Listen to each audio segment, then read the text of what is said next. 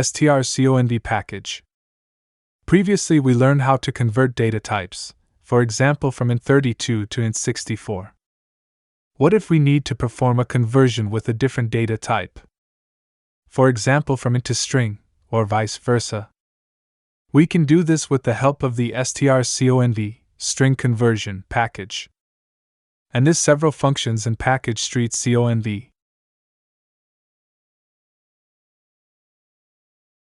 Okay, as usual, we create the file. Next, we create the main package and the main function. Convert string to integer. We have a string variable strint initialized with the value 42, which represents a numerical value in string format. Next, we use the Strconv function to convert the string representation of an integer to its corresponding integer value. This function returns two values, the integer value and an error, if any. We assign the result of the conversion to the variables in val and air.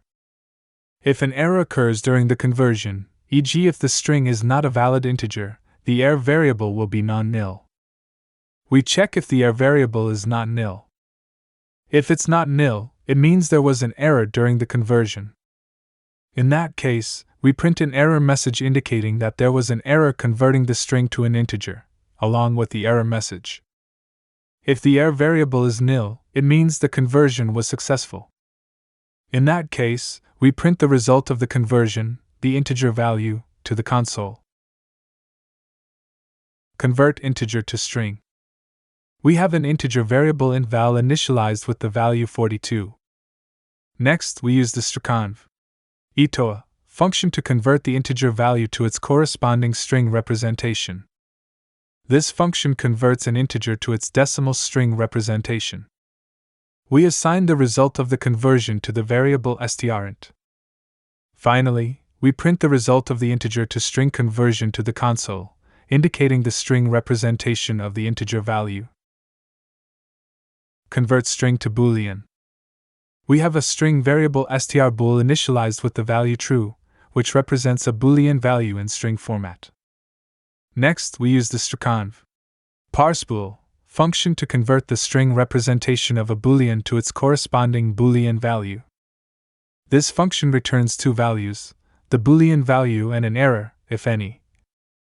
We assign the result of the conversion to the variables bool val and air.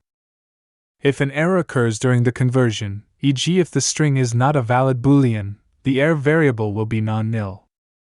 We check if the error variable is not nil. If it's not nil, it means there was an error during the conversion. In that case, we print an error message indicating that there was an error converting the string to a boolean, along with the error message. If the error variable is nil, it means the conversion was successful. In that case, we print the result of the conversion, the boolean value, to the console. Converting string to float. We have a string variable strfloat initialized with the value 3.14, which represents a floating point number in string format. Next, we use the Strconv parsefloat function to convert the string representation of a floating point number to its corresponding floating point value. This function returns two values, the floating point value and an error, if any. We specify the second argument as 64 to indicate that we want to parse the string as a float 64. We assign the result of the conversion to the variables float val and air. If an error occurs during the conversion, e.g. if the string is not a valid floating point number, the error variable will be non-nil. We check if the error variable is not nil. If it's not nil, it means there was an error during the conversion. Convert float to string. We have a floating point variable float val initialized with the value 3.14. Next, we use the Strconv format float function to convert the floating point number to its corresponding string representation. This function returns a string representation of the floating point number. We specify the second argument as f to indicate that we want to format the number using the f format, which stands for no exponent, with decimal point. The third argument of 1 indicates that we want the smallest number of digits necessary to accurately represent the floating point number. We specify the fourth argument as 64 to indicate that we want to format the number as a float 64. We assign the result of the conversion to the variable strfloat. Finally, we print the result of the float to string conversion to the console, indicating the string representation of the floating point number.